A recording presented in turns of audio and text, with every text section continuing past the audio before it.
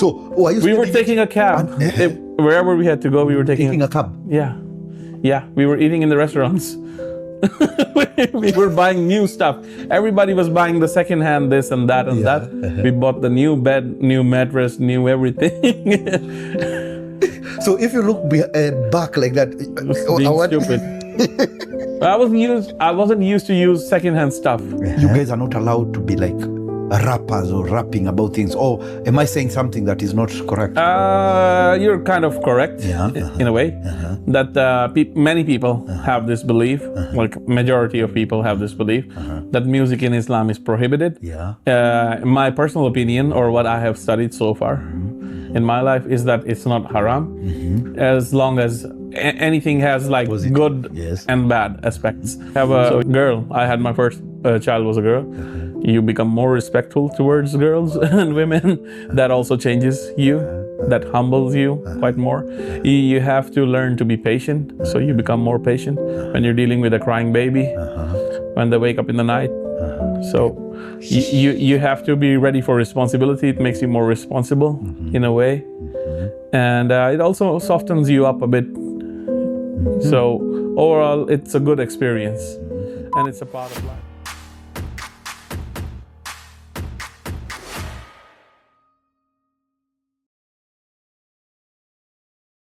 Hello guys, welcome back to The Rise. Hey, it's been like I think 7 months from the last time I did my last The Rise episode. Today I'm pleased and happy to invite one of my best friend. When I came to Finland, he was the first guy like we met. I'll let him introduce himself and tell us who he is. Welcome, sir. Thank you very much. Yes. So my name is Ali Raza. I'm a chef and I'm still learning. And I've been in Finland for about 14 years now. Came the same year as you. And we studied together at Vamia. And so 14 years. Can you please a bit, I want us to start from when you were in Pakistan, yeah? Yeah. Give me a short story about your childhood, what you did in Pakistan and how it came for you to come and learn about Finland, yes. Yeah. So in Pakistan, I come from Punjab. It's one of the biggest regions in Pakistan, one of the biggest provinces. And it's quite big that some of it is in India.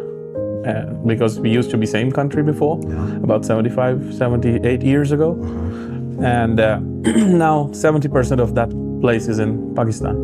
So I come from there.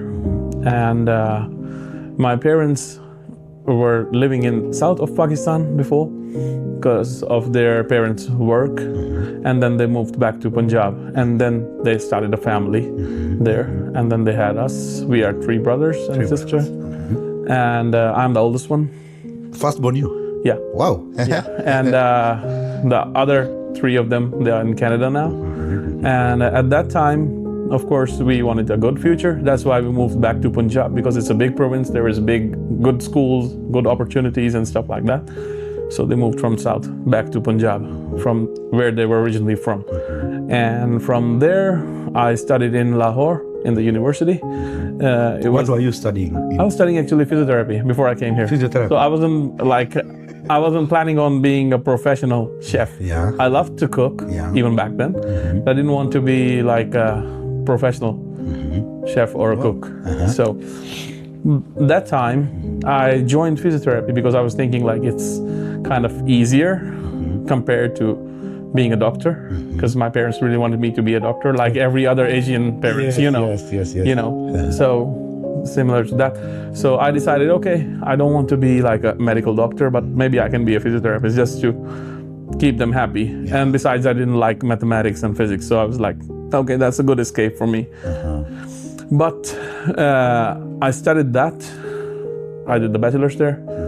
But the thing was that I had to change my study and the course, because that time when I was in my final year doing the bachelor still, so that was the time when I saw like many events happening, which felt like Pakistan isn't safe for me anymore, because I belong to a minority group in Pakistan.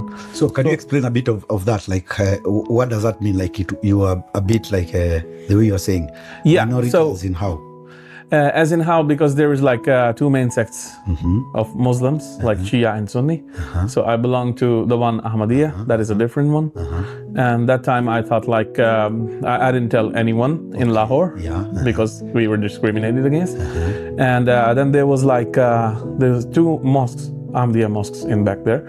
And they had been attacked at that time. And our parents were worried that they wanted to send us away from Pakistan, to some country abroad, so we are a little bit safer. And because there was so much discrimination and these kind of things happening those days in the bigger cities, not in the city that I came from, but in the bigger cities. So they were like always worried about us, asking where you are, don't like hang out with friends outside of your apartment, don't go out unnecessarily, stuff like that. So that time we decided like, okay, maybe it's better that we move on from here to another country and we can continue something there. So is it like when your parents were saying like that, were they talking about you as kids, or even them, they wanted to move from Pakistan? Of course, everyone wants a safer life, so they were also thinking about themselves. But you know, always the parents' priority is the children's first and then themselves. They always put their children first. So of course we were like told like, okay, it's better you guys can go on first. And the legal and easier way to go is through the study programs. So then we decided, okay, we will apply. Initially I had like in my mind that maybe I'll apply for Canada or America, because I didn't want to go to Europe. When you were trying to apply for Canada, America, you wanted to apply anything, or you had a specific thing? No, I wanted to study and finish my studies with the physiotherapy thing. So I applied, it was I think University of Florida. There was some courses there. I applied. I had got the admission there actually. Then I applied. I went for the interview. They rejected me in the U.S. Embassy. They asked me like, why do you want to go specifically to Florida for this thing? And why didn't you complete your studies here? And I said like, I didn't complete my studies because I was a bit worried about this kind of happenings, like if there is like a bomb blast or something like that, because there was an attacks on the mosques and stuff like that. So I want to have a safer and better future. Besides, like if I study and get a degree from US, it's gonna be more valued here. Even if I come back, it's gonna be more valued here. So they said like, no, but why did you only apply to specifically this particular university, and why didn't you apply anywhere elsewhere? So I said like, what if I applied somewhere else, and then you would tell me like, why didn't I apply here? And then she got pissed off and she told me, just go away. Reject. We're not, we are just rejected. Then when from they there, rejected, when they're rejected, I came back, I was thinking like, maybe I'm gonna apply for Canada, because now once if you get rejected from US, second time it's even harder. Because they know they have rejected you on some basis. And they want to persist on that. So then I was thinking maybe I'll apply for Canada. Meanwhile, my brother, my younger brother, who's younger than me, he was applying for Finland because one of his classmates had just moved a couple years back to Finland that time, and the study was free. So he decided, okay, I'm gonna apply there as well. So for you, I didn't apply because you wanted to come. You applied because you saw your brother. No, I didn't. I still didn't want to apply. So he was saying like, hey, you already got rejected there. Why don't you send your documents here? The study is for free. You were going to pay fee there. So you can make a good living there. You could like easily get a job. Because back then it was easier to get a job than now. And things were far better. So he said like, why don't you apply there? I said like, I don't know how to apply, and I don't even have like my documents ready. I don't have all those photocopies and stuff like that. I haven't even filled the form. They're like, don't worry about it. If you want, I can fill your form. I can make everything ready and we can send our documents together. It was my brother, his friend, Walid, who you also they're friends with the... he was... Okay, Before that, he was friends with my brother, not with me. So they were like same age and classmates. And so they applied together. And when they were submitting their documents, they also like printed kind of got photocopied my documents, filled up my form themselves. And then I just signed a few things, and then they said, okay, everything's okay. We have applied for you. So for you, it wasn't in your mind, even if after you applied, it's not something that you were looking up for, because I had no idea. I was not looking forward to anything. I had like no hope or I wasn't even thinking about Finland at all. Okay. I even forgot that I had applied. So one day, out of nowhere, about 1.5 months had passed. This guy, Walid, he calls me because he was also in the same neighborhood as us. Yeah. And we had each other's phone numbers, landline numbers, basically, because we didn't have phones back then, no cell phones. Landlines. Yeah. So he called me and said like, and if somebody called you on a landline, and if you have this old phone, it doesn't show any number. Yes. So I was like, hey, hello, who's this? And he said like, hey, Walid here. Congratulations, you got admitted. I said like, where? He said like, the place where you applied. You don't remember? I said like, no, I didn't apply anywhere. He said like, no, but we sent your documents. I said like, yeah. I thought he was joking first, because he used to do pranks on people. He used to have jokes of that sort. So I thought like he was just playing with me. I was like, okay, are you sure? He said, yeah, I'm serious. I said like, okay, just send me like, where did you see this that I have got admitted? He said like, it's on the website. I checked the website. There was so a long time ago they used to put the names on the website and people could check it online. Which year was that now? I think 2011, because we started studying in 2012. Yes. 2011, sometime. So that time I read the name. I said like, it just says the name there. So maybe there's a person with a similar name. Yeah. So he said like, no, I'm pretty sure it's you. I said like, how can you be so sure? There's like, in the world, there's so many people with the same name. He said, but you can send them an email and confirm, but I think it's you because I filled your like application for this course. It's the chef training program, and you said like, yeah, you like cooking, so I had applied in this one. Okay. I said, okay, let's see. I sent them an email and they confirmed that like, yeah, that's you. I said, okay. And then I asked them like, how do I apply for the visa? They said like, just go to the Migris website. You will find the information there. And then we applied for the visa. So when you guys were applying, does it mean you, your friend, and even your brother got? No, my brother didn't get it. Originally, the guy who intended to go, he actually didn't get the scholarship for this. I think it was some university in Tampere. It was about the graphic designing course. So when they applied for you, you didn't know they're applying for a cooking school. Well, that friend of yours, Walid, didn't tell you. No, he asked me. He asked me. If there's a cooking school there. He said like the physiotherapy, for physiotherapy you can get admissions now, but if you want, we can get you into this one. I said like, I really love this one. Maybe my parents will be angry, but just apply there. He said, yeah, but maybe you can also change your course and still study physiotherapy once you get there. I said, okay, is it possible? He said, yeah. I said, okay, let's apply and let's see. When I go there, I study.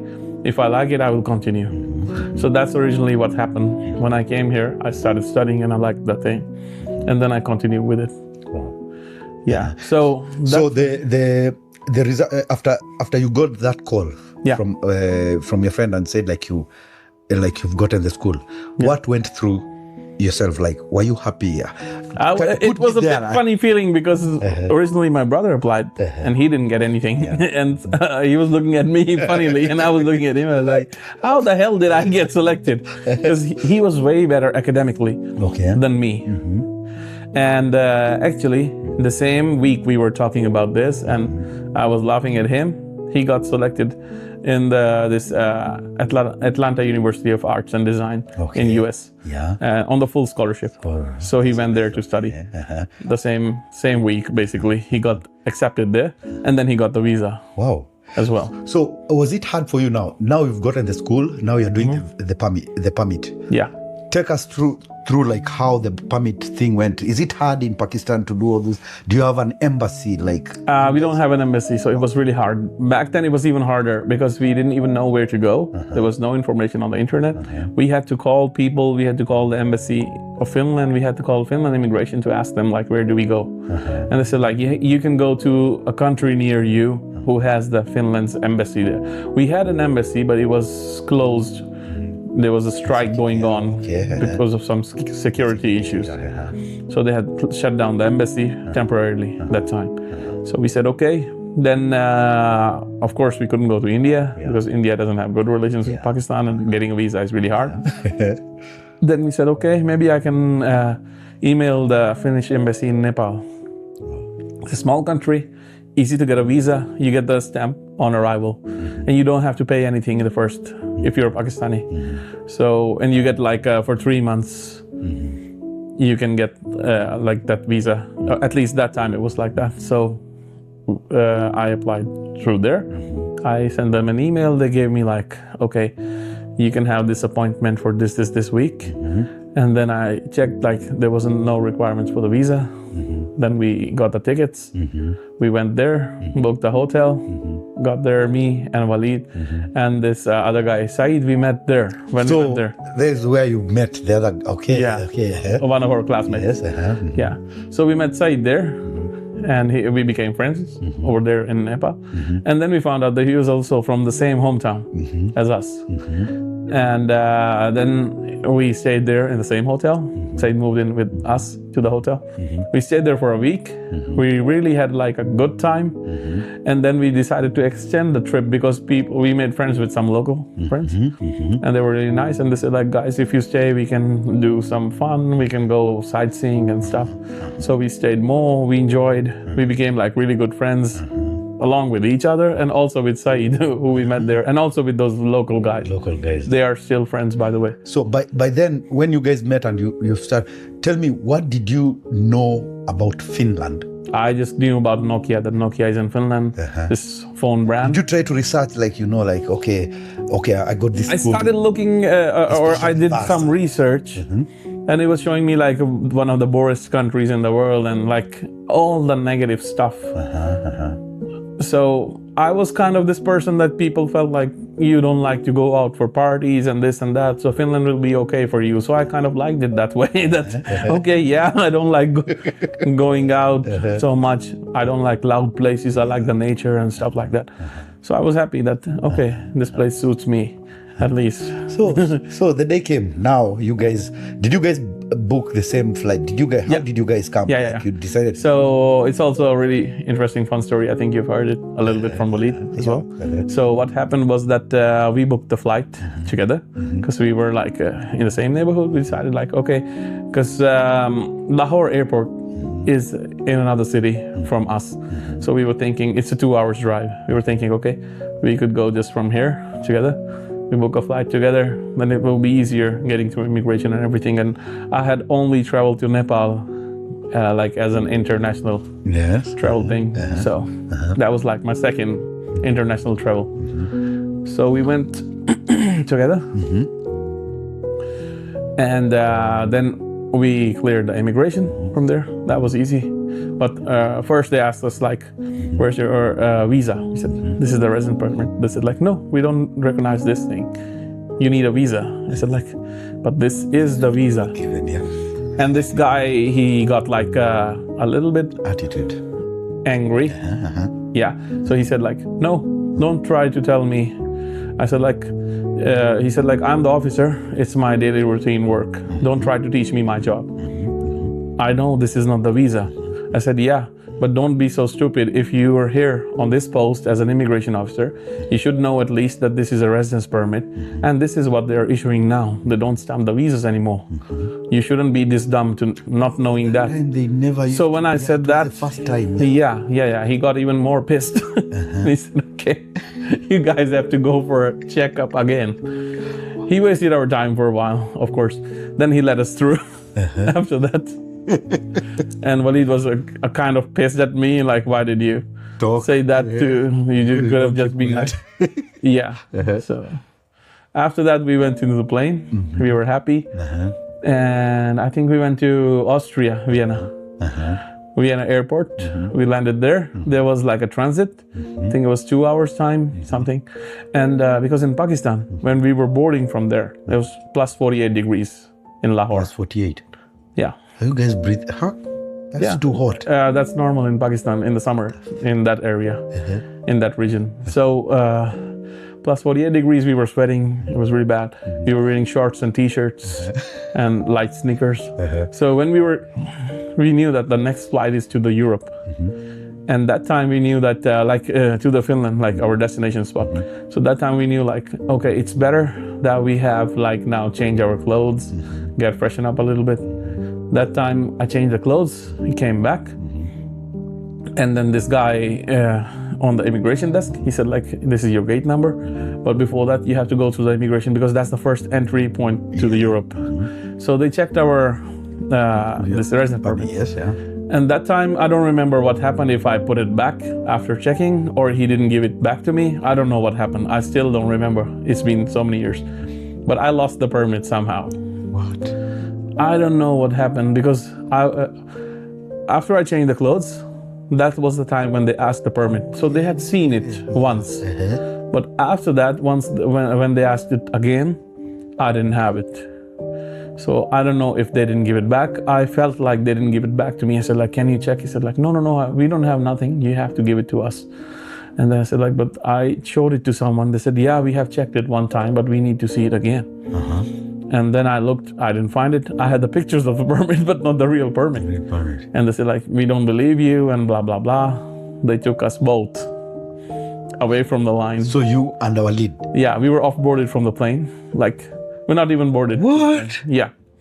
So he was also pissed again at me. Why are you taking me through this again? Yeah, he was regretting why he booked the flight with me and everything. So then we went there and they interviewed everything. And then we had to call Hermanni, our first course supervisor or teacher. So they called him and he confirmed that these guys are the students. And then they checked the permit, Walid's permit, and a picture of my permit, and I had also the photocopies of my permit. So they checked those and everything else. So this is Austria? Yeah, Austria, Vienna. Vienna, yeah. In the airport.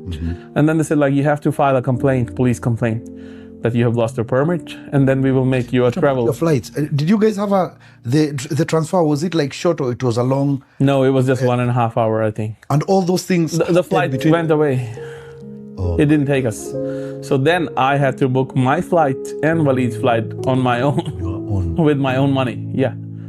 So I had to pay like, well, it was not that expensive, but still like 200 something euros for both people.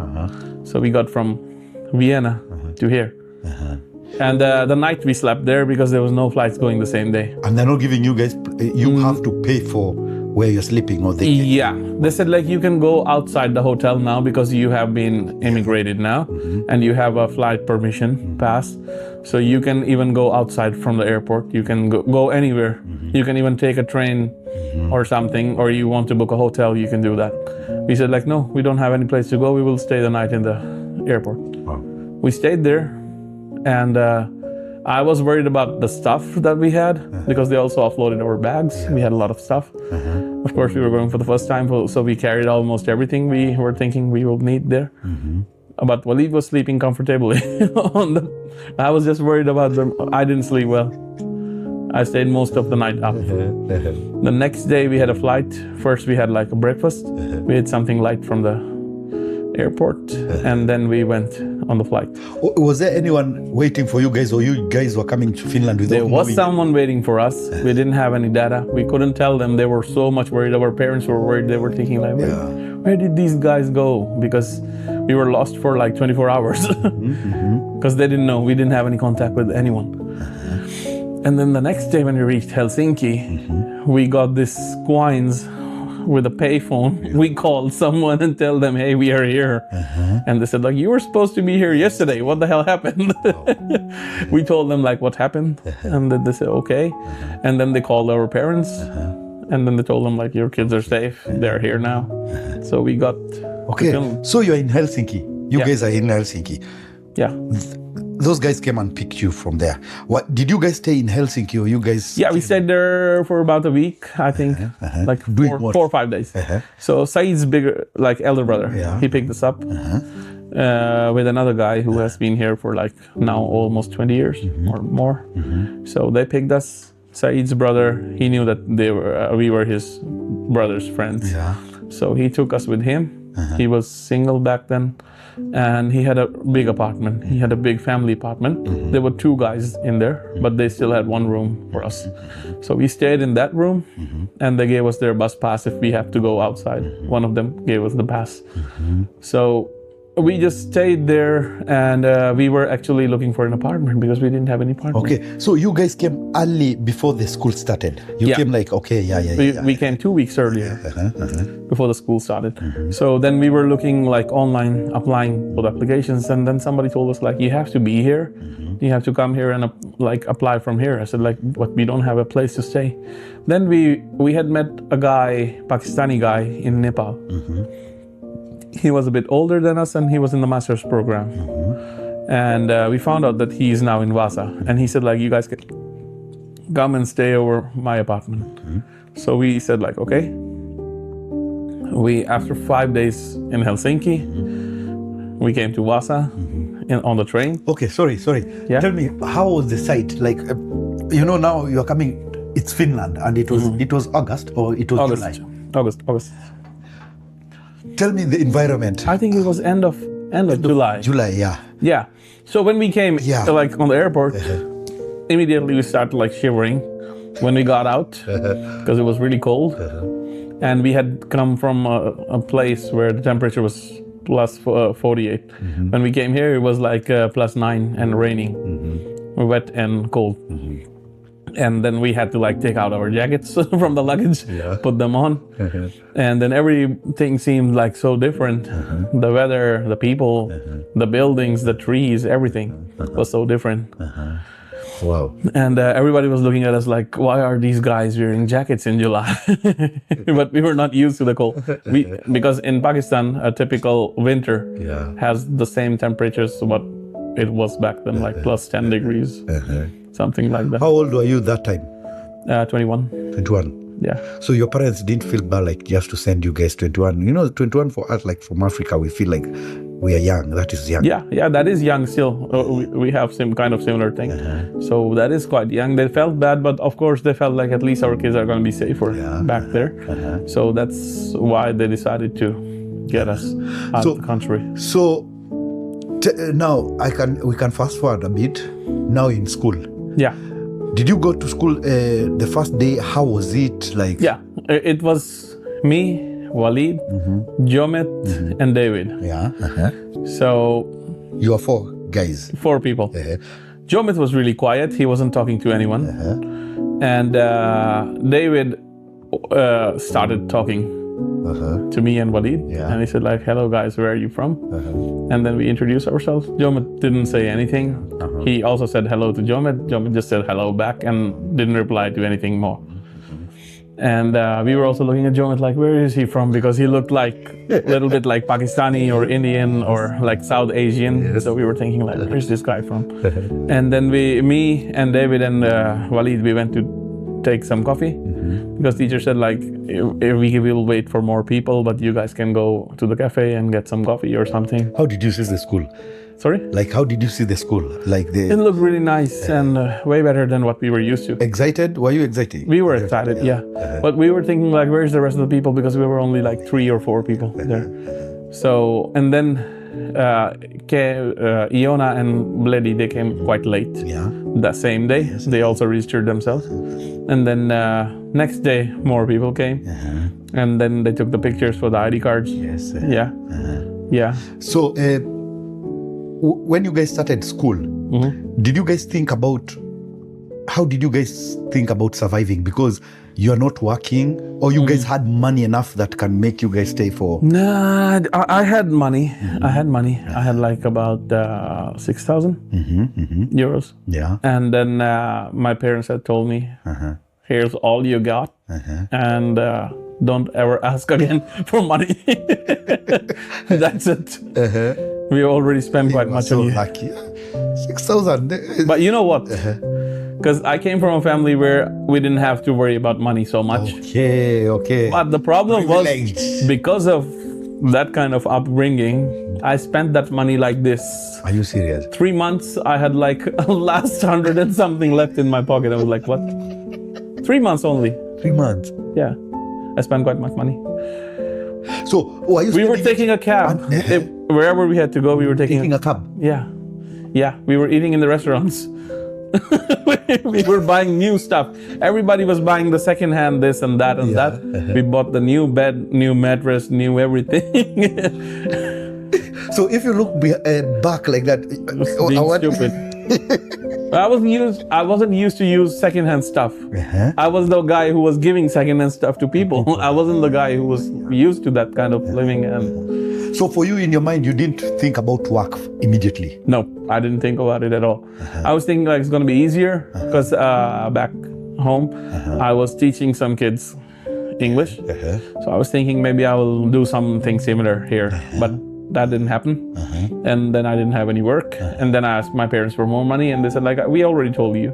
So that's not going to be any conversation about money. But by that time, did you have like the integration? Did you start talking were you guys talking to people around like Vasa? Did you start knowing people around? Or you guys used to just know Pakistani guys and maybe people from your class? I wanted to like meet more people, and I wanted to hang out with everyone, not just with Pakistanis or Indians, because that's what most of us do when we are new in an environment.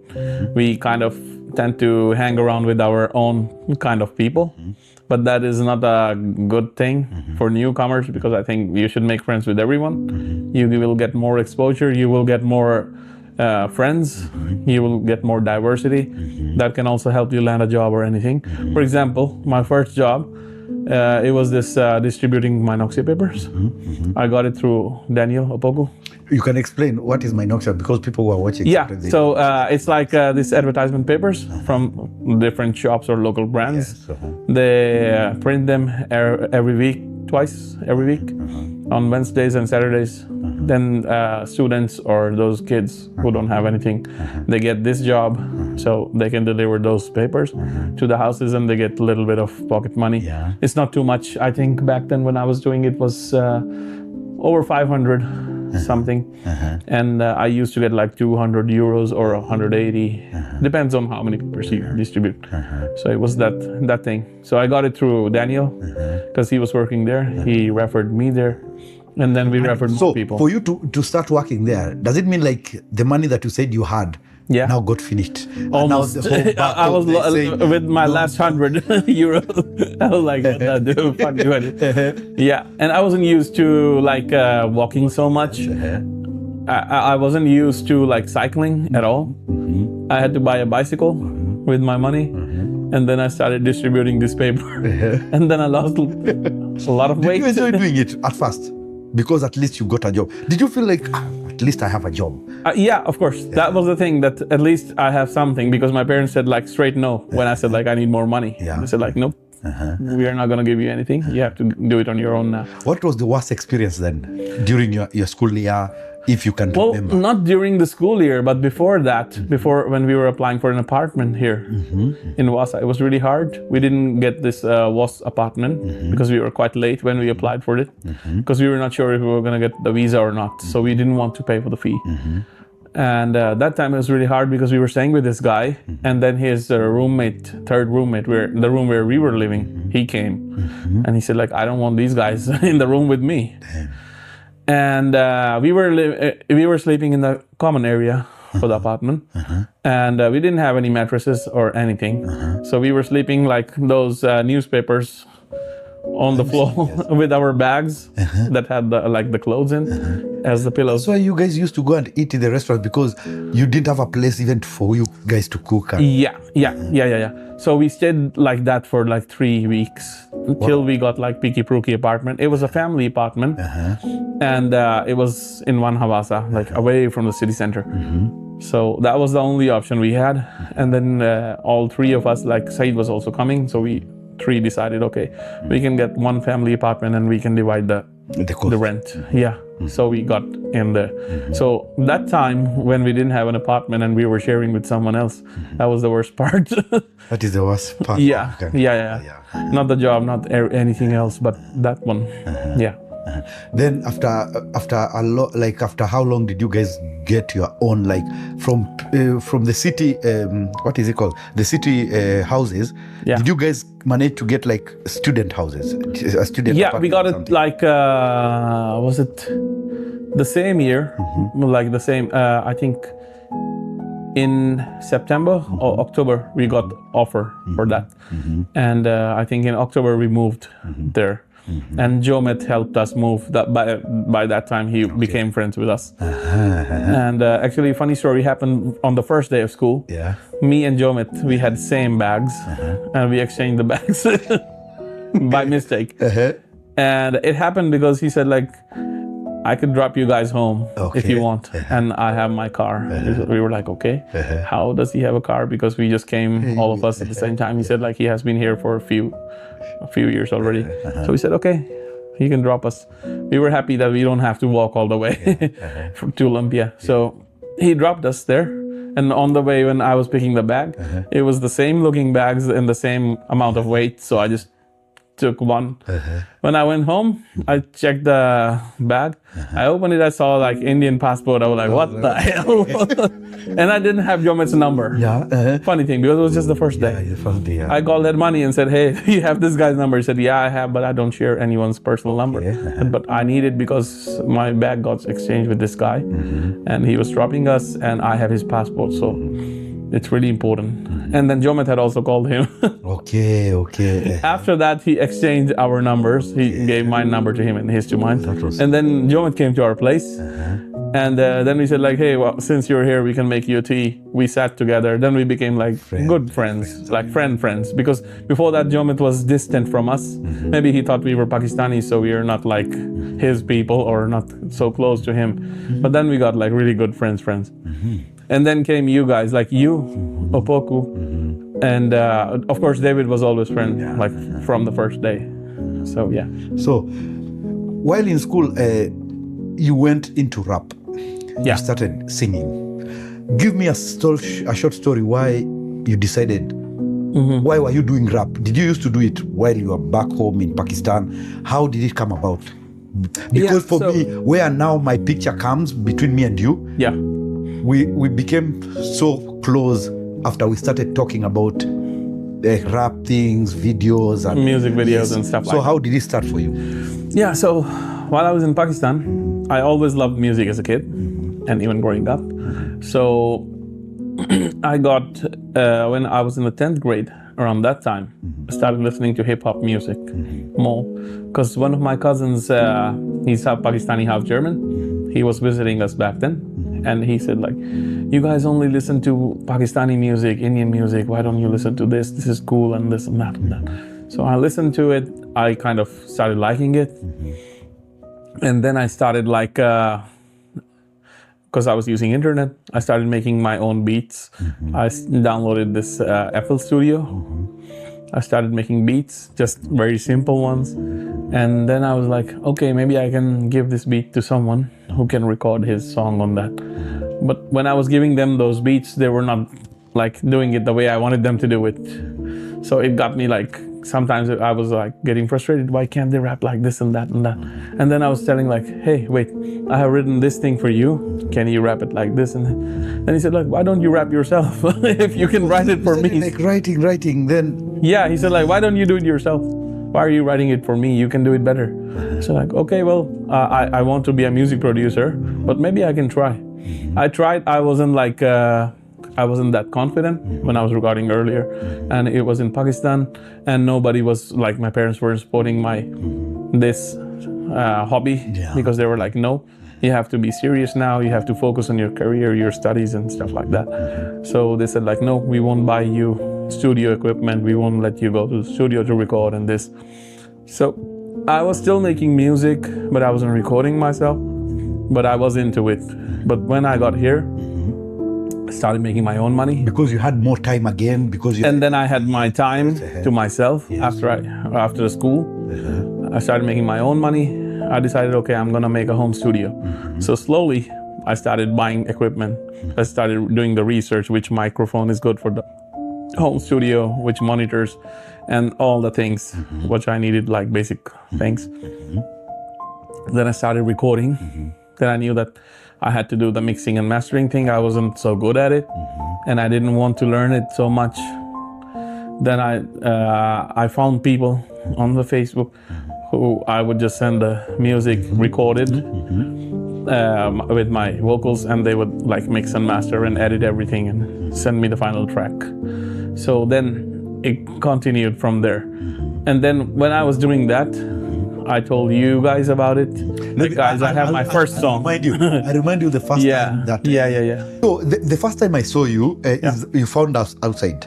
Yeah. And then you started rapping, and I was like, damn, this guy can rap. So me and Opoku, we said, this guy can rap. And me, I loved taking videos so much. Yeah, you were always taking videos of everyone. Taking videos. So in my head, that is what I was thinking, that this you told me like record it nicely, yes, and then we can make your video. Yes, yeah. And I said okay. Then I thought like maybe this could be something serious.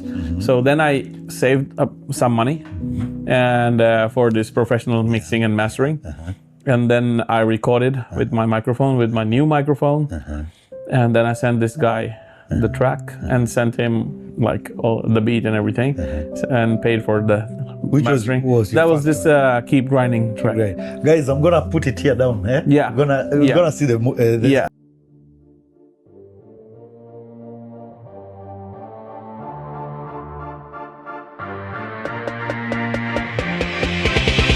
Keep grinding, keep shining, but tell them haters that the world is mine. And keep rolling, ain't never slowing. Yeah, you can do it, but you gotta keep going straight to the top. You no one can stop you when you're going so hard from the start. Yeah, let them haters watch. They think you can't do it. Show them who is the boss. Get it? Yeah. Brand new day, thanks to God for waking me up. Always striving to be better than the man I was. Counting blessings, never stressing, man, I'm on my way. Hate is still I'm motivated, so I gotta say to stay humble and conscious. And don't let your inner monsters to destroy the peace of mind. Be kind and generous, but answers to the violence is not silence. Take a step and be the wiser people and the evil. Spread the love, and sometime in the life you need to fix yourself. Yeah, you don't need no help, cause the only person you can save is you. You gotta help. Keep your head up and stay focused on the wise. Says follow your dream, just wake up, open your eyes, realize what you're capable of doing and what you can be. Never be a slave of vision, change your mind, set it free. Never judge nobody, cause God will take care of that. And if you can't be the change you want, then you must be whack, yeah, that's a fact. Keep grinding, keep shining, go tell them haters that the world is mine. And so then we got Opoku in the video. Yes. We got this guy Liban, Liban and the brothers, his brother. So these two guys, they were also our neighbors in Olympia. So we got those guys in. Everybody was freezing. I remember it was winter. Yeah, it was winter. It was windy. I was learning myself how to shoot. It was but it was fun. Who gave us the first camera? Was this guy still? No, David. He had a camcorder that we tried with. The one that we went to replot with it, like it was a camcorder. Yeah. And then I bought a small. I bought a Canon that we You had a Canon camera. I remember you had a Canon camera and the tripod stand. We went with that one and a speaker. We put on the song and we were doing it. We're just doing our own. Yeah, and we found these two guys, Liban and someone else. We said, hey guys, you want to be in the video? They said, yeah. Yeah, but they were not supposed to be in the video. We just found them and then They were just going in the car. They saw us there. Behind Lidl. Yes. Where there is this graffiti thing. Yeah. We went there, we recorded that. And then we went to the Mini Money parking. Yes. We recorded some part there. We went. That was it for still. Yes. Do you know which one? The bridge with what? The guy, you know, that Congolese guy, that short guy. Patrick. Then we went to my cousin's place. Yeah. Used the car like. That time we didn't have cars, so. Of course, we used this new Audi that he had. Audi, Wow. Yeah. We recorded. Fun days.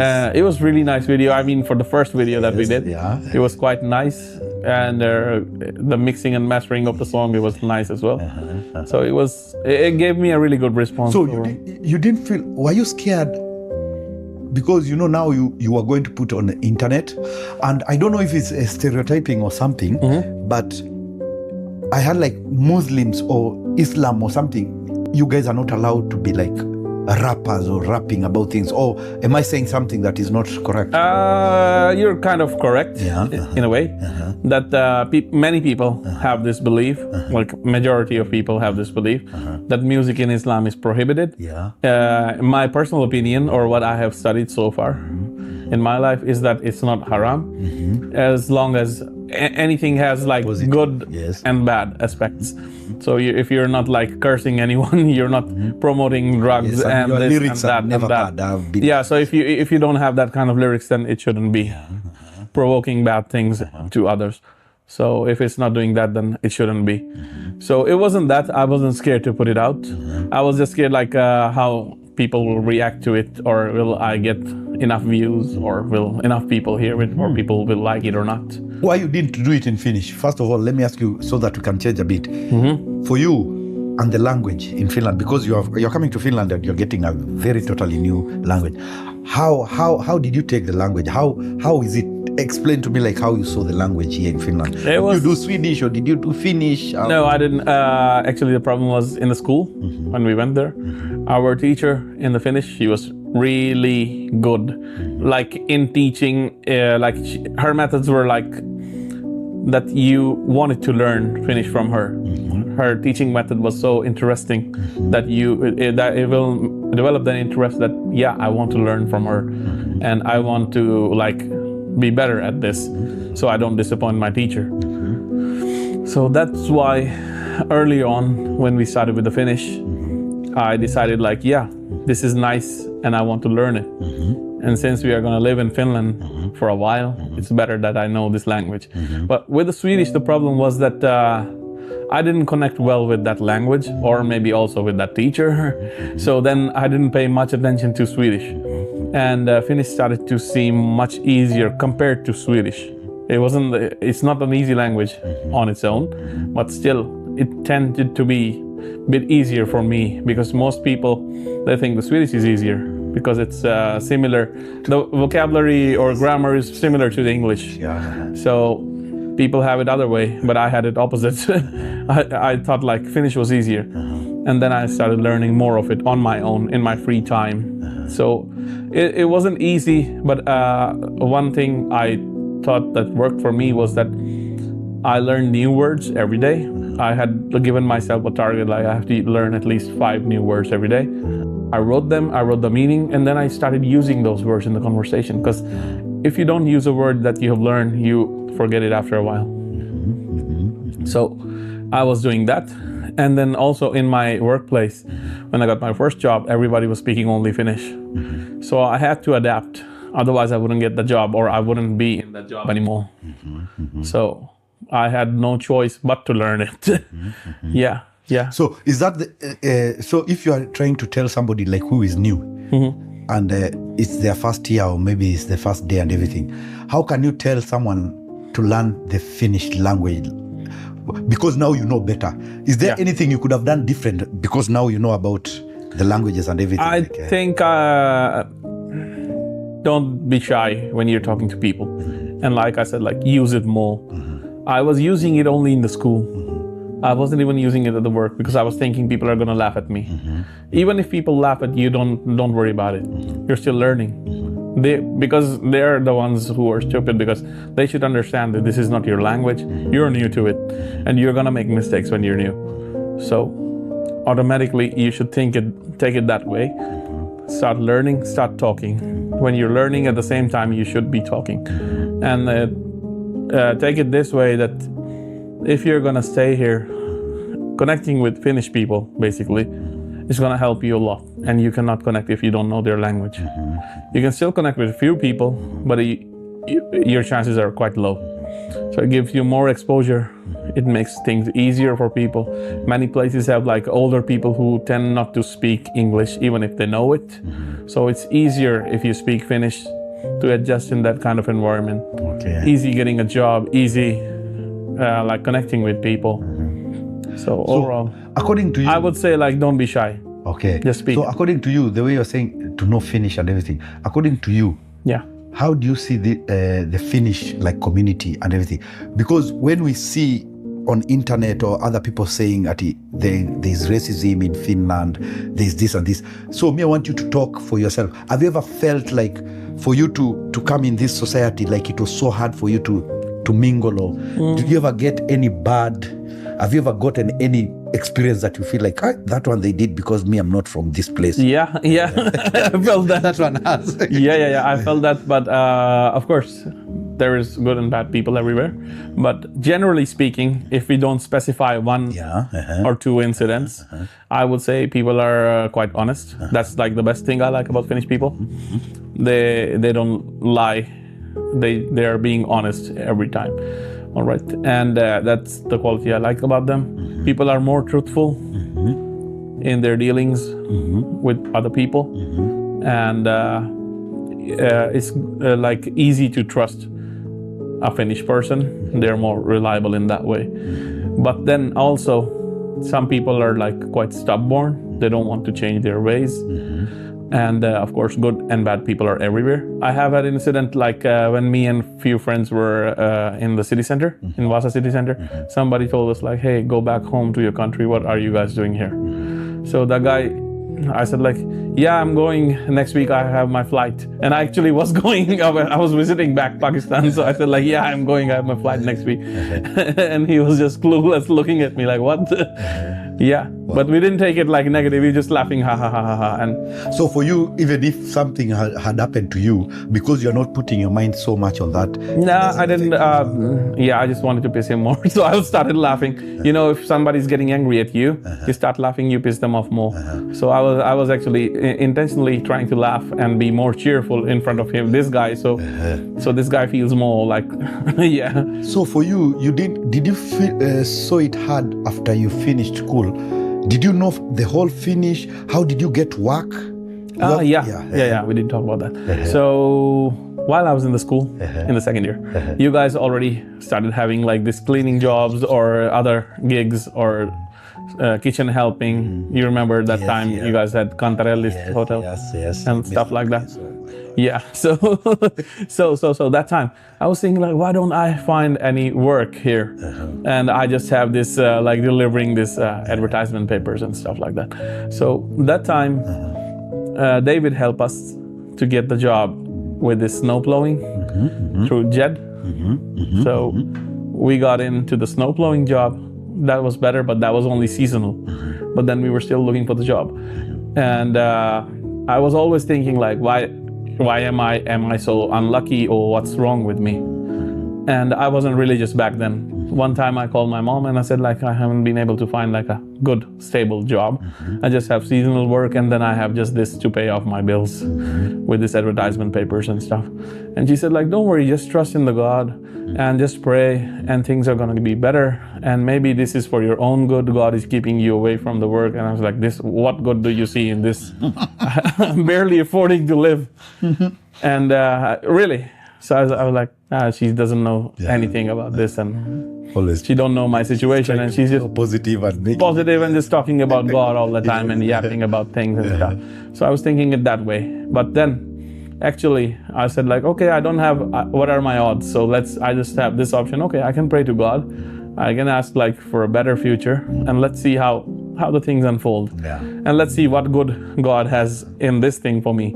So what happened was like, eventually in the second year, when I finished my work practice at Scandic, back then it was Ranta City. They offered me the job.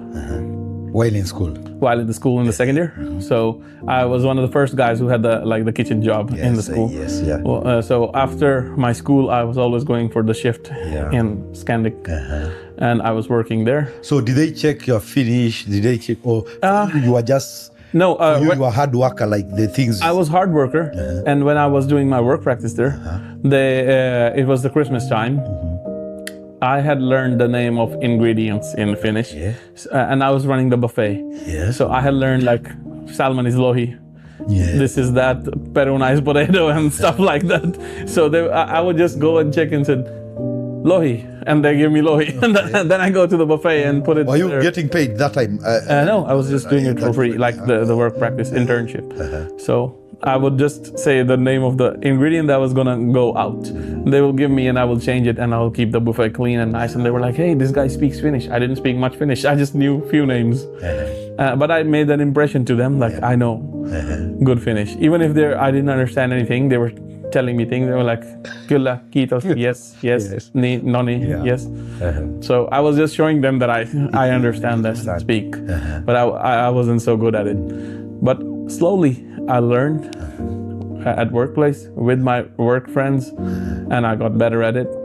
And then everything started becoming easier that way. And then I found out like those guys or our friends who had early on jobs, they were still doing those jobs even after the school finished. Then I saw the good thing my mom had said, like, maybe there is something good God has kept. Because I remember I told you, like, you are the guys who didn't have work at first, and you guys came and got those nice jobs. You waited better and you jobs, got better jobs, and us we just continued with the same thing. We got the same. The money made us not even want to go higher. Because you were looking at the short-term benefit. Yes. In the long run, we were winning the long run game. It's true. That's what happened. Then I said, like, okay, maybe my mom was right. That convinced me, like, that was the good thing. If I would have gotten into this trap, I would have also gone like in the same thing. That would be like the thing. So you continued, and there's a time I remember you called me and you told me they made you a head chef there. I was like, how long? No, that was just the supervisor. I got when I became the head chef, it was in the Selmas. When I actually left the place, I was just like the supervisor in Scandic. They made me that, and then after that, I had when I had my daughter in 2019. That time, I quit from Scandic after 7 years of working there. And then I moved to Selmas. They hired me as a chef. Yes, a chef. And after a couple of months, he saw like, this guy's doing good. He made me the head chef there. Yeah. And you used to call me for some shifts. Yeah, we used to work a bit together. Yeah. It was a nice experience, and it was a nice guy, Mehmet. Yes. And we worked quite well. So it means like at least you started continue getting like experience, and now you can even manage like a restaurant. Yeah, because I mean the kitchen. Yeah, the kitchen side. That time. That's why I wanted that to time know, like, only the kitchen side. Was it like that because later on you decided to start your own restaurant? So I want to know, like, what did you learn, and why did you decide like to start your Actually, the thing was because we studied in the culinary school. Yes. Right? So when I went to Mehmet, the thing was like, I saw there was many things which could be systemized and could be more efficient that way. For example, he didn't have like an inventory list.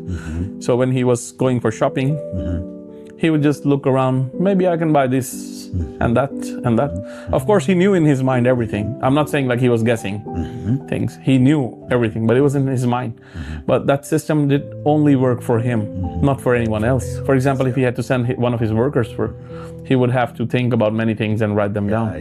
Because he had everything here. So me and him, we worked together. He helped me and I helped him, and I explained to him it's gonna help everyone if we make a system. We make inventories, we make like a ingredient list, like dairy products, meat, vegetables and fruits and salads and those kind of stuff. And then we write all the products that we're ordering. And then we can always check how much of what we have and the dates and everything. Then it's gonna be more easier when it's on the paper. So then he said like, man, you're quite good and you're working really hard. I can make you the head chef. So he started paying me more, and then he made me the head chef. That time when we were working, because he was encouraging me always and telling me like, you're really good, you're helping me out quite much. And that encouragement gave me like this confidence. When we had COVID first time, when the COVID started, I was still working with him. So he said like, maybe we can come up with something different. Maybe we can do like takeaway lunches. I said, yeah. And then I said like, hey, your mezes, these Turkish salads, they stay good for quite a long time. He said, yeah. I said like, why don't we sell them? He said, yeah, but it will be expensive. Then he said like, okay, maybe we can sell them like this, that we can make like pack them separately. For example, hummus we pack separately, the carrot salad we can pack separately, and everything separately with the dates on. We could give them to the markets.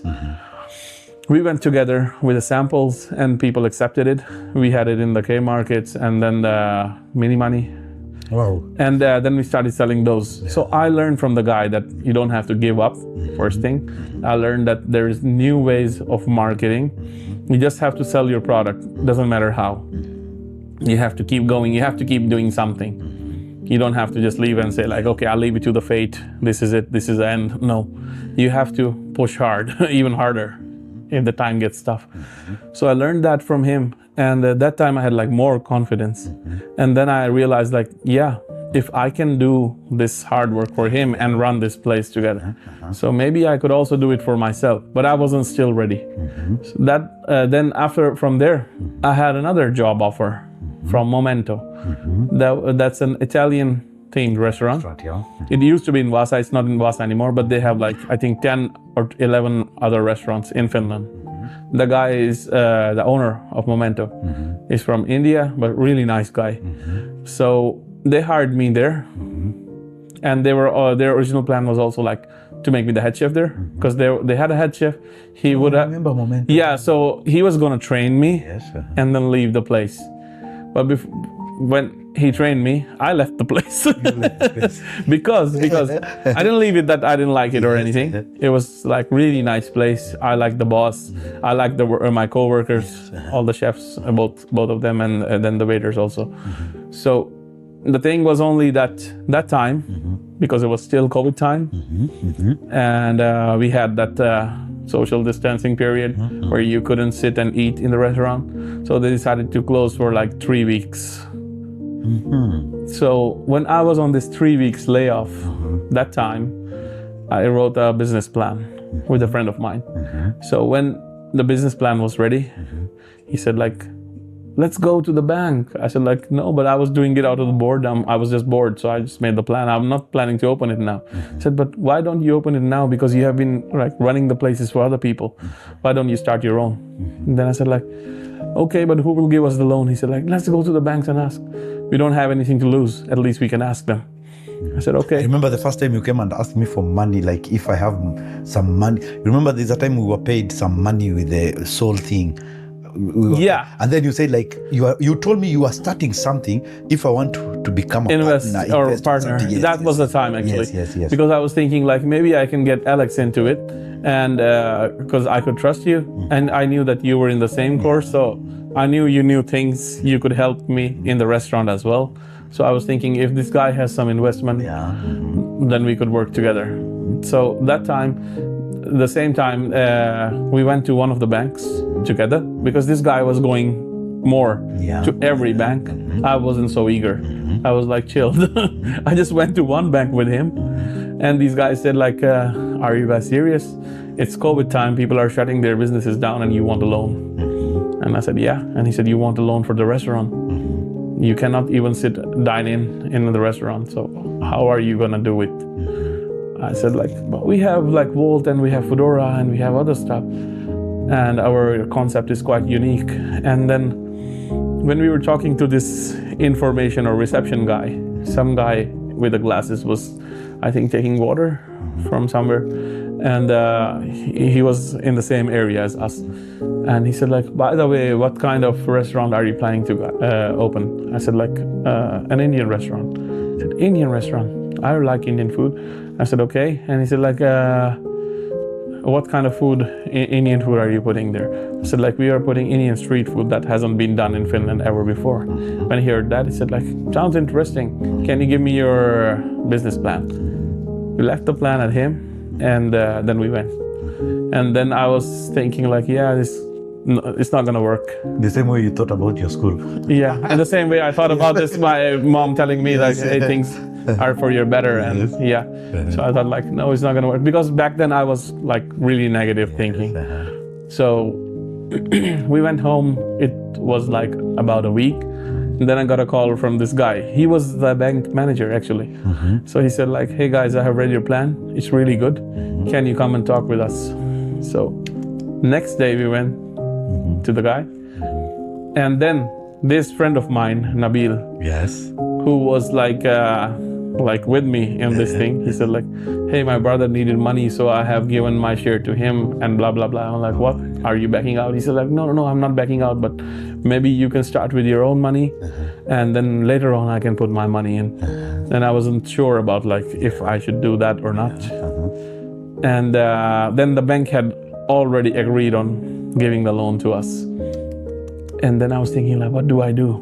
But I also needed like, they said like, it's good if you have a running capital. Yes. And I said, yeah, we have running capital. So I had 5,000 euros savings. I put that in. And then I was looking for a partner. Like my brother said, I like, think that is the time you came. That was the time when I came. Yeah, because you already did everything. Yeah, so that's why I wanted to tell this story. So now you know that's what point I came to you. So this was the point when I was looking for someone. So I said like, I could trust Alex and I can ask him. Then you told me like you had invested it in some property back home. So then I said, okay. Then somebody told me like, there is this new Pakistani guy, Noman. And they said like, he's quite good. And I had worked, I had seen him work. He was delivering food with Volt on the bicycle. And I saw like this guy was hardworking. And then he did his work practice with me at Momento. So I knew that the guy was good in the kitchen as well. So I decided like, okay, do you really have that much money? He said, yeah, I have saved some money. He said like, I've saved about like 10,000. I said, okay, can you put that much money into the company's account? He said like, yeah, I can put it. So we made an agreement between me and him because legally he couldn't be my partner on the papers because he wasn't living in Finland on a permanent. Yeah, he was a student visa. So we made like between us only, not on the legal company papers. So we were partner in person. So then after that we started the restaurant together and we ran it for about 3 years. Yeah, man, that restaurant was the best. Yeah, yeah, it was a good experience. It was a good experience. So, the restaurant business and everything, and I want you to be honest now, because at least you've gone through, and you know the best, the advantages and the disadvantages. Yeah. So, if somebody wants to start a restaurant, according to you, there are things now I know you are saying like, I wish I knew. Before there is quite many. Can you try to, because there are so many people who wants to. I'm actually even writing a book how to start a restaurant successfully. Okay. Yeah. So the thing is, I didn't have like any guideline to follow. So we just like your guideline was from because you've worked with the other guy from Selma's and Momento, so you were seeing what they were doing. They were doing, and those were nice bosses because they taught me the business things and they taught me how things work. So that made me like confident about like, okay, I could start my own thing. So first we registered the company, then we opened the bank account, then we got the loan in, our own money in, registered the brand and everything. We ordered we rented the place, ordered everything like furniture and everything. You guys came in, you fixed the place for us. And then we started like making these test preparations.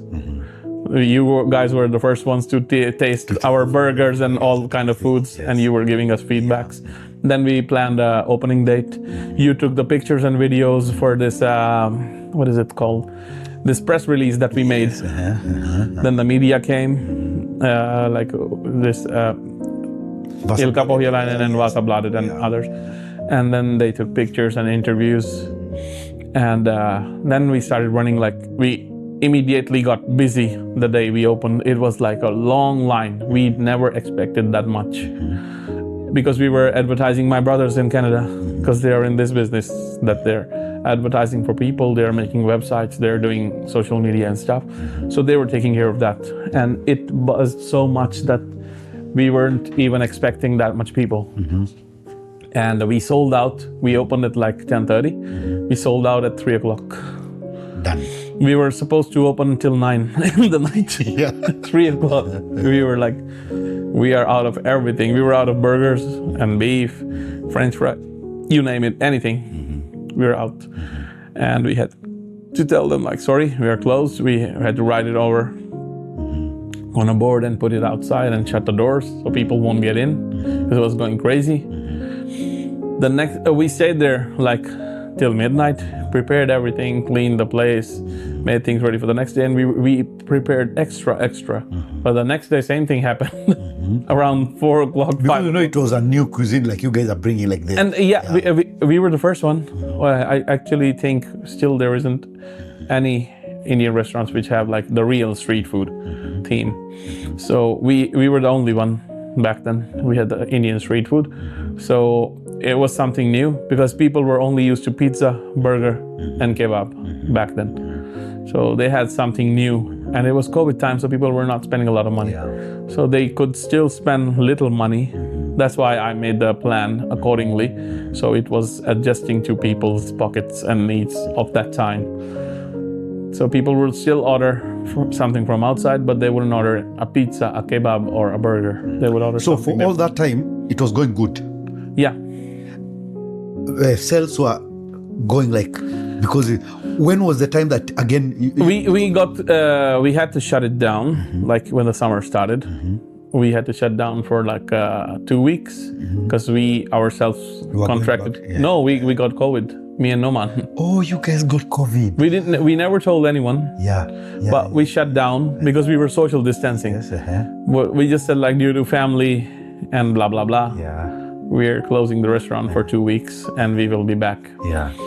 And then when we came back, it was already like mid of summer. So July is the slowest month for those people or for those restaurants which are not near the sea in Vaasa. So it was quite slow.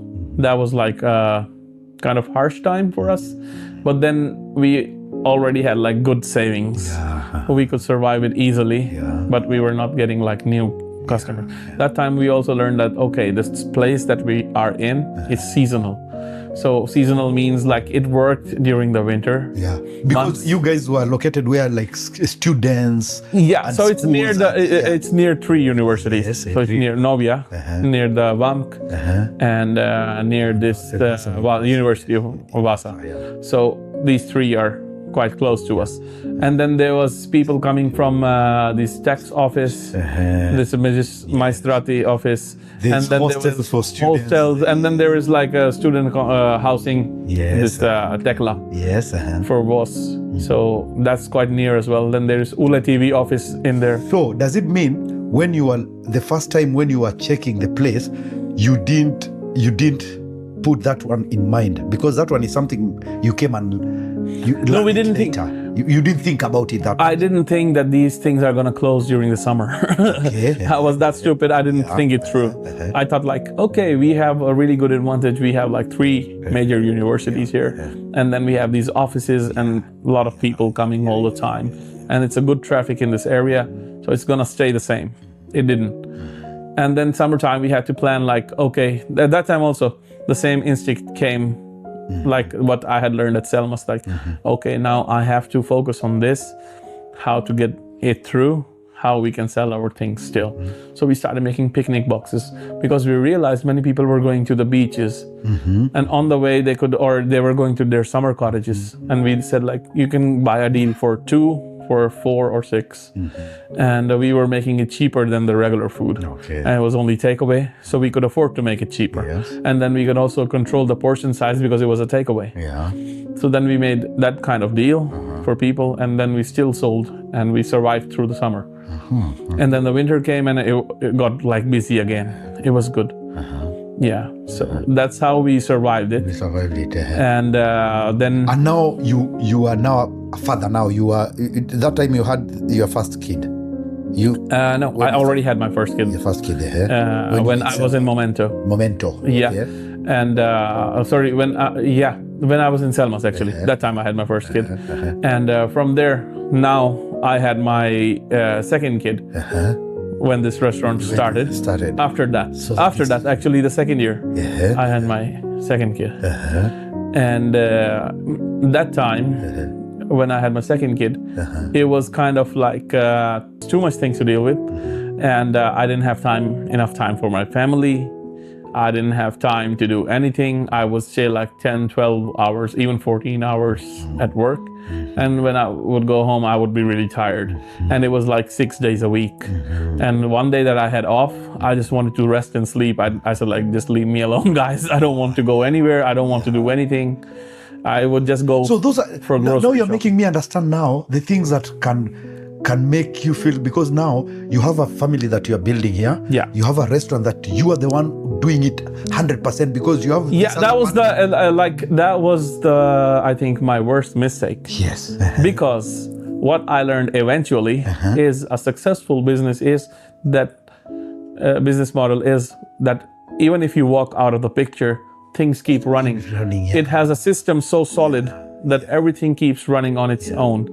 Even if you're in or out, nothing matters. You have a system, you have good employees, and you have a nice setup, so it keeps going on its own. We had good employees, but Not going for holiday. Like I remember your partner one time went to Pakistan for like 2 months or 1 month, and then you have kids, so you can't just, so the thing has to be closed because you cannot be all the time on this side and this other side. Yeah. So it was like we had to hire someone else with me, and that was an extra expense on us because we still had to pay Numan when he was in Pakistan, and we also had to pay now a new guy. The new guy, yeah. So it was like more expense on us, and also we had to teach him new things, and he was also making mistakes because he was new. So we were just keeping every main thing in our own hands. That was the problem. If we had made some systems, we had taught these things to others, we could replicate these things, it would be much easier for everyone to follow through. And even if someone would go or come back, it wouldn't affect anything. And also when you're a businessman, it's good if you can work, because there is a saying that a good owner works like really good worker, and a really good worker acts like the owner. Okay, yeah. So the good thing is like you can work like a worker as an owner, but still you have to be a boss. You have to think about the business. But when you're working as a worker, you only care about your shift. You start acting like a worker eventually. You don't think about like, how can I develop this new concept, or what deals should I have for Christmas or Valentine's Day? You just think about, okay, this is my shift. I have to finish this, and then I have to do this dishes, and then I have to make this chicken ready for tomorrow, and then I will go home at this time. So then you get caught in that system, and then you're not thinking about the other things. So this is like that's one advice from me, that you have to make a system so solid that even if you're in or out, the system still works. Okay. Those are the ones that I've had. You've told me like the things that I want you to continue saying like the things that if you knew about the business. So the first thing is like be a boss. Don't be a worker. You can do a good work as a good worker. You can work hard with them, but at the end of the day, you're still the boss. So keep thinking about the bigger picture. How are you gonna build your brand? How are you gonna make adjustments? Think about the future, plan about the future, and make a system that is solid. So even if you're out of the picture, inside the picture, it's easy to replicate that thing in another place if you have to move or if you have to franchise. And also, if you're out or someone else is out, it doesn't affect anyone. Everyone knows the system, and they can follow through it. But the way you're telling me about business, the way you started, I've been hearing like the way it's so hard in Finland, especially to start. No, it's not hard. It's actually really easy compared to other places. Like at least what I have experienced. Are good. Like if you have a good plan for restaurant and everything, they are good. I don't know much about banks because I only applied once. But the first time I applied, I got it. So the guy said actually, the only reason I like agreed on granting you guys a loan, it's a unique business idea. It hasn't been done before. You guys know your numbers, because bank don't care about anything. They don't care about your hopes and dreams and anything. They want about the numbers. How will you get there or pay their money back? If you can convince them enough with that on the plan, you can easily get a loan. So you worked for 3 years. How did you end up, like you said, like, no, you decided now you are not going to, did you get like another child, or what happened? That's why. No, I had like, my wife was pregnant with a second child. The first child was now going to the daycare. And I had like really hectic routine. And then my brothers, who were initially also pushing me like, hey man, just start your business, you're so good, why don't you work on your own thing? And they were also saying like, okay, what are the numbers, how is it going now? And I was telling them like, yeah, we do good during these months, and then the summer months are kind of slow, and we're just surviving. I'm just getting like, the bills are getting paid, I'm getting enough salary, and this and that and that. And he said like, no, but that's not what businesses do. Businesses, like, they are growing, they're giving you more money than just your salary. That's the whole point of having a business. Like, otherwise it would be more secure if you were working for someone else. I was like, yeah, maybe they're right. And I said like, no, but we are not making that big numbers. We're surviving. It's a small town, and we are in a neighborhood. We are not even in the like main city. So first thing is like, when you're choosing your location, make sure you're easily accessible to everyone, and that it's not like kind of a seasonal location. Because if it's a seasonal location and you're like having a buzz at some time and rush at some time, and then a few months you're not having nothing, that will even out everything. Even if you had like really good winter months, if there is a like bad summer, it will even out all the money. Then you will have just enough for everything. And then they told me like, okay, but in Canada people are making like 10 grand a week. And I was like, really? They said, yeah, that's how or why people get into the business. Then I think that's what motivated you, because you felt like you were doing so much. I felt like I was doing getting, so much and not getting enough reward for it. Yeah, and also I kind of felt like I was putting too much energy into the food and everything. And then people were, because actually Finnish people, the kind of Indian food that they're used to is basically maybe naan, butter chicken, those stereotypical British Indian things that people have tried before. So there's only like a few things that people have tried here.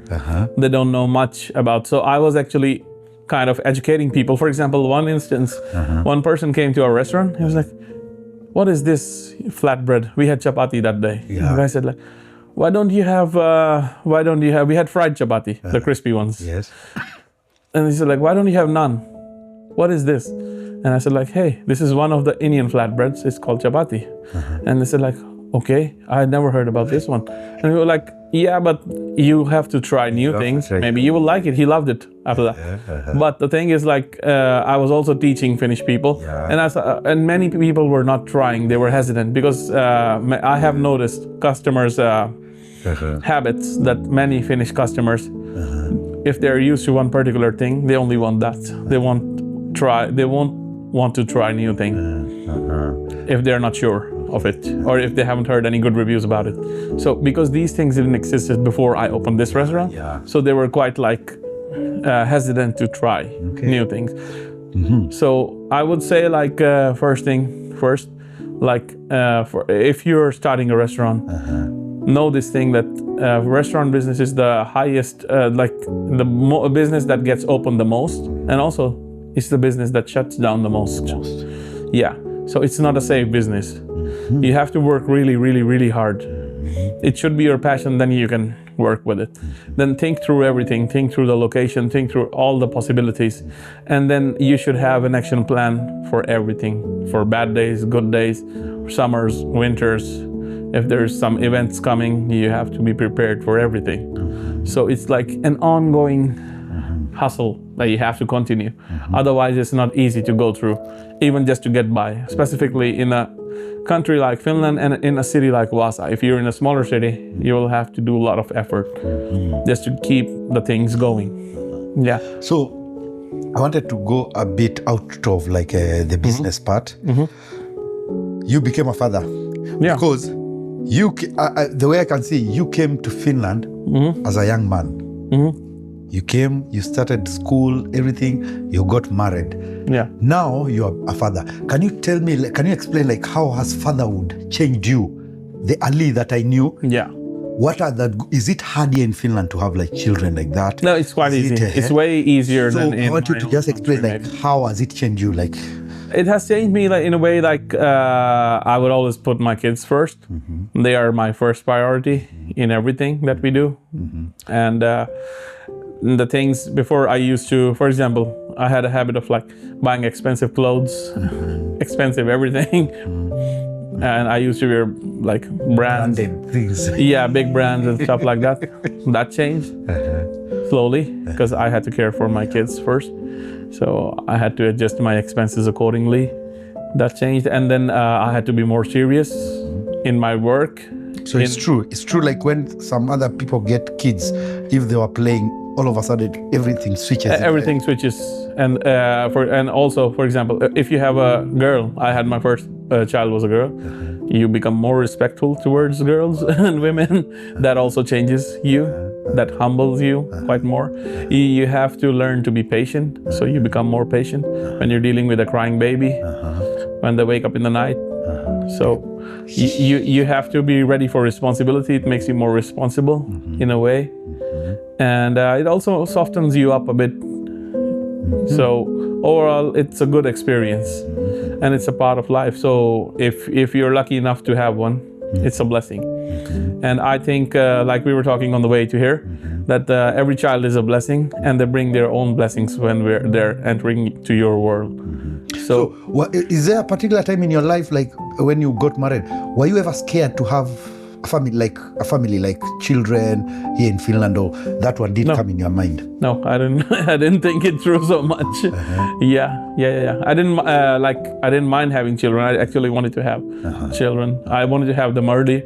So because many people here in Finland, we've seen that they don't have children until they're like middle-aged. And when they have children, their children are looking like they're walking with their grandparents, but they're not grandparents, they are the parents. Yes. Yeah, so, and also people, when they're at that age, like 40 plus or something, they don't have so much energy to spend with the little children. Yes, yeah. So what's the child's thing to do then? Yeah. They want to play with their parents, they want to spend time, they want to have this energy to run around with them and do everything. So I was thinking actually like it will be a good idea to have the children still while you're young, so you can give them the time and energy. You've been here like how many years now? Almost 14. This one like counts in 14. Yeah, this is the 14th year. Do you feel now you are more Finnish, or you're still having that Pakistani? No, it's like father, of course. like in the way you're bringing up your child. Well, the fathers in Pakistan are quite different than fathers in here. You know how our parenting is. Yes. Like we have a similar way, like in Kenya. So it's not the same. It's not the same. It's quite different. So you define yourself like now you're a bit more thin, a bit. The things ahead. We follow the same structure that Finnish parents follow in terms of parenting, and there is no hitting your child or anything like that. No shouting, no scolding them loudly, and we have to respect our children. And then it's a little bit more easier for the child also because they are more confident in that way. If you're being slapped or being threatened to get beaten up or stuff like that, I think there is some issues that stay with you forever. Yeah, it's true. So it's I think it's a better way of parenting, the Finnish way. Much nicer way for the children and for the parents both. Okay, what is the one thing that you can tell me, like you can, after all this, do you have any regret? Any one regret that you have? Like no, I'm just like thankful for the life that has been going through. It's like there's nothing that you want maybe to go back and then maybe you make it right, or no, like of course they say like your destiny is in your own hands, but what God has planned is better what you can plan for yourself. That's my own belief. So it's like there is no regrets. Everything is going fine and smooth, and I'm happy because now I actually do believe that everything happens for a reason, and there is a good that God has intended for you, even in the bad situations, which you might not see eventually. Like for example, this business thing. When I had to shut down, I wasn't happy actually, but I didn't have any choices because I was so exhausted. And then my partner wanted to go away from Vasa to move to Helsinki. And then I didn't have much choices left. I had to eventually shut it down, or we filed for bankruptcy because we were thinking like we won't have capital to run it anymore. Because he was taking some share of his own. And then I didn't have anything else to run the company that time. But what I learned through that thing, from there, I moved on to the job again. I learned new things from that job. And then I realized the actual business details were there for me to learn. I didn't learn them at my own place. I studied them there, I learned them there. And then I realized, okay, this was just a phase to make me ready for what's coming. So, of course, now I see everything in that way, like, there should be some good even in the negative situation. So okay, so and so if someone arrived in Finland like today, today, with nothing, like you did, you know, before when you came, you came with nothing. What is that one raw, honest advice you can give someone? Learn the language. Learn the language. Work hard, and think positive. If you think positive, assume positive things are going to happen to you. Because many of us, when we are new here, if one bad thing happens, we start automatically thinking, okay, my life is like this, it's gonna be shit, everything's going shit, and now bad things, more bad things are going to happen to me. Or if a few good days have passed, you start thinking, many people start thinking like, hey, the life is going too good. I think now I suspect something bad is gonna happen now, because it's been many days that nothing bad has happened yet. So when you start thinking like that, because I used to be the guy, then the bad things will happen. But if you see positivity in everything, for example, for me, when I was new here, when I got my chance to do the internship, even if they didn't speak any English, I pretended to speak Finnish, and I started learning words just to impress those guys, just to get the job. And I thought like, okay, I have to keep myself positive and I have to push through this. So the positive thinking, one thing is like, learn the language, stay positive, and work hard. You will get there eventually. Yeah. Anything else you want to talk about? The last thing you said, like you're trying to write a book. Can you explain about the book? Yeah. So I actually started it like a couple of years ago. It's still not ready yet, but I'm writing a book about starting a food business or restaurant business in Finland, and maybe in general as well. So people can get the idea where to start from, and even if they don't have any funding, where to arrange the funds, and then also what steps to go through, how to register your business, what kind of theme you should select, how you should select the location, how you should find out if this is the good business or not before even you start the business, how you can like make your mind if this is a good location or if this is a good concept, how to advertise it, how to get people to come to your place, how to design a menu. Everything is in there. So that's the reason like it took me so many months and it's still not ready, because every day I learn something new, and I'm like thinking, okay, it's really important information, I have to write it down in there. So it keeps going on for now. I wish you the best, because I really know, like, if you want something for you, the way I know you, if you say you are going to do something, you're always going, and until you will have to do it, because I know you are going to.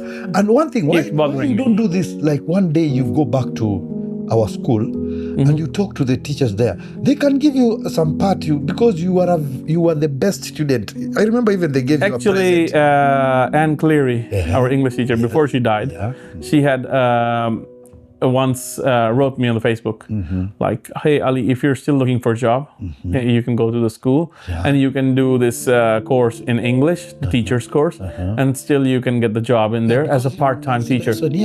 I think I was thinking that time, like, no, I want to like continue my job, what I had in the kitchen, because I like that one, and I know that teaching is not easy. Because kids like as long as you get one kids like us, they make the teacher's life quite hard.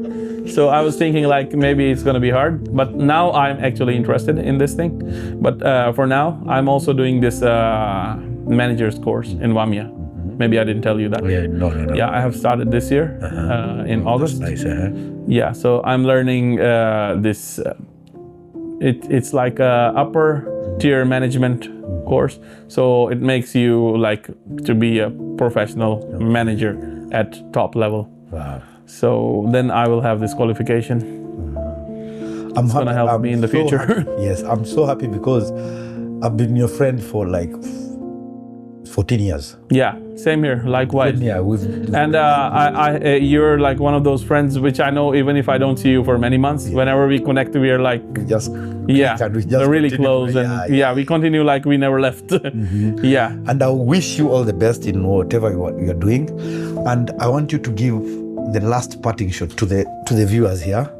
Anything like you can just tell them that they can hold, and it can help them in their future. So guys, stay positive, never give up, do hard work, and I think you're gonna get through it. When you stay positive, see everything positive, like have a vision that doesn't see anything negative. So you will get there eventually. I think that's all. You can tell them even to subscribe to my channel. Yeah, of course. So subscribe to Alex's channel, and he will share the details on here. And I hope him all the best. And he's doing a great work. Thank you very much for having me. Thank you.